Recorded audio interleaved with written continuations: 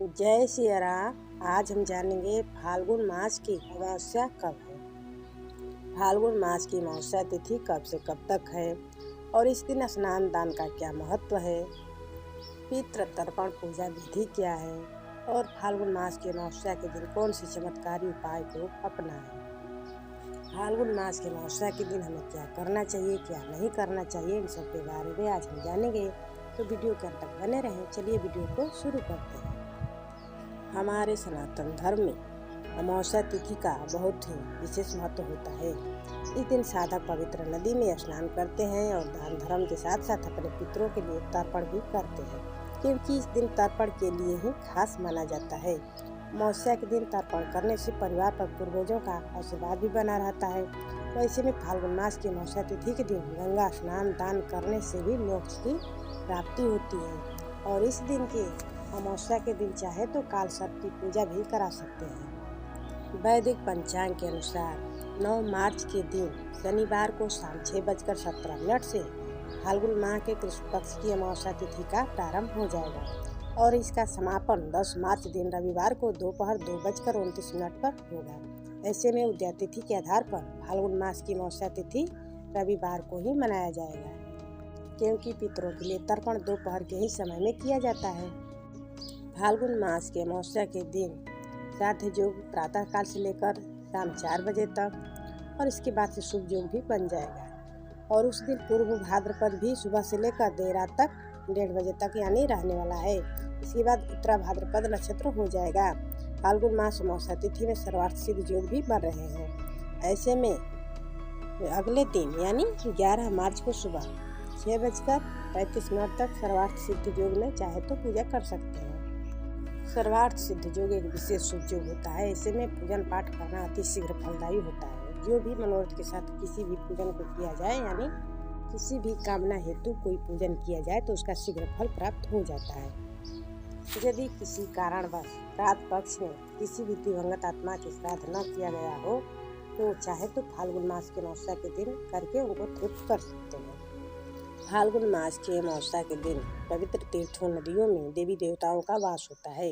इस दिन किसी भी पवित्र नदी गंगा जमुना किसी भी नदी में स्नान करने से और ये अमावस्या यदि सोमवार के दिन पड़ जाए तो और भी दुर्लभ हो जाता है। महाकुंभ स्नान के समान ही फल मिलता है। तो हो सके तो किसी पवित्र नदी स्थान में जाकर ही स्नान करें तो और अच्छा रहेगा। साथ ही अमावस्या के दिन शनि देव का भी माना जाता है, तो इस दिन चाहे तो शनि की कुदृष्टि से बचने के लिए शनि देव की भी पूजा करनी चाहिए। शनि मंदिर में जाएं और उन्हें नीले पुष्प अर्पित करें। काले तिल, काले साबुत उड़द, कड़वा तेल, काजल, काला कपड़ा, कुछ भी जो भी काले हो वो सब चढ़ाएं। शनि मंदिर आसपास में नहीं हो तो शनि के वृक्ष के नीचे पूजा करें या पीपल के वृक्ष के नीचे पूजा करें। फाल्गुन मास की अमावस्या के दिन बच्चों की भी दीर्घायु लंबी उम्र मिलती है इस दिन पितरों के आशीर्वाद से, तो इसीलिए इस दिन पितृदेव की तर्पण पूजन जरूर करना चाहिए और पूर्वज आत्माओं को भी मोक्ष मिल जाती है पितृलोक से भी। इतना फलदायी होता है फाल्गुन मास के अमावस्या और इस दिन भगवान चंद्रमा और भगवान यमदेव का भी आशीर्वाद मिल जाता है, जो कि सारे परिवार के ऊपर बना रहता है और सारे बाधाओं से मुक्ति भी मिल जाती है। तो इसीलिए फाल्गुन मास के अमावस्या के दिन को मिस ना करें। जीवन में सुख शांति के लिए फाल्गुन मास की अमावस्या का व्रत भी रखा जाता है और इस दिन पितरों की आत्मा के शांति के लिए भी तर्पण और श्राद्ध तो किया ही जाता है। इसीलिए सूर्य ग्रहण के समान भी फल मिलने लगता है। जब फाल्गुन अमावस्या के दिन पितरों के लिए सबसे पहले तो ब्रह्म मुहूर्त में उठकर नित्य क्रिया से निवृत्त करें और ईश्वर का ध्यान करते हुए पितरों का ध्यान करते हुए किसी भी जलाशय पर पवित्र स्थान में जाएं।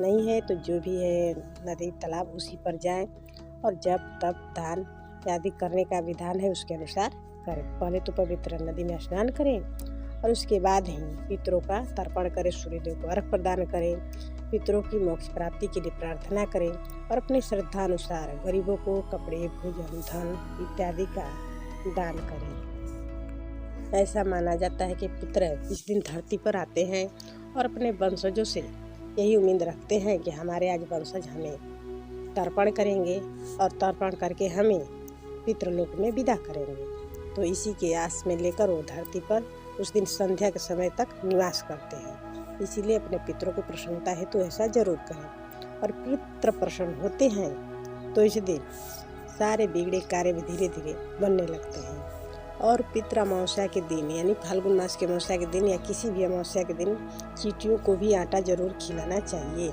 इससे भी पितृ प्रसन्न होते हैं और पितरों को प्रसन्न के लिए पिंडदान भी जरूर करना चाहिए।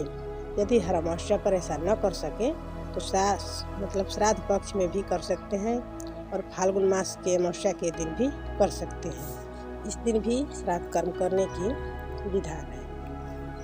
इस दिन जितना हो सके जब तक करने का दिन होता है। कुछ करें या न करें, जीवन में संपन्नता पाने के लिए फाल्गुन अमावस्या के दिन इस चमत्कारी उपाय को जरूर अपनाएं। अपनी सामर्थ्य के अनुसार फाल्गुन मास के अमावस्या के दिन दान पुण्य करने का अधिक महत्व होता है, इसलिए गरीबों को जरूर करें। भोजन कराएं या सुखान, पैसे, वस्त्र जो भी हो दे सके तो दे दें।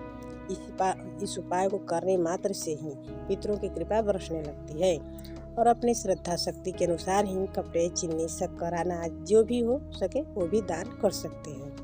यदि पितर प्रसन्न हुए तो समझे कि सारे घर के ग्रह बाधा, वंश बाधा सब दूर हो जाते हैं। पितर नाराज तो घर में अशांति होने लगती है, चोट चपेटें आने लगती हैं, यानी बात बात में किसी को भी थोड़े से भी गिरने पर अत्यधिक चोट लग जाता है।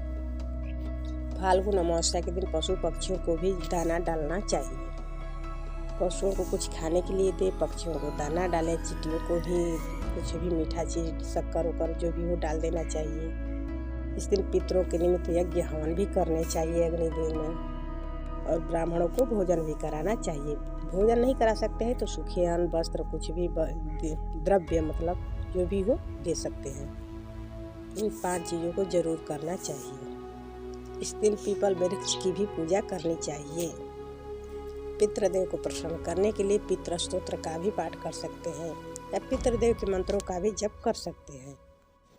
पितृ सूक्त का भी पाठ कर सकते हैं और संध्या के समय में एक दीप जरूर जलाना चाहिए पितरों के नाम से, और उसी दीप को जलाते समय ऐसा ध्यान करना चाहिए कि हे पितृदेव, आप लोग इस दीप के सहारे अपने पितृलोक को जाइए।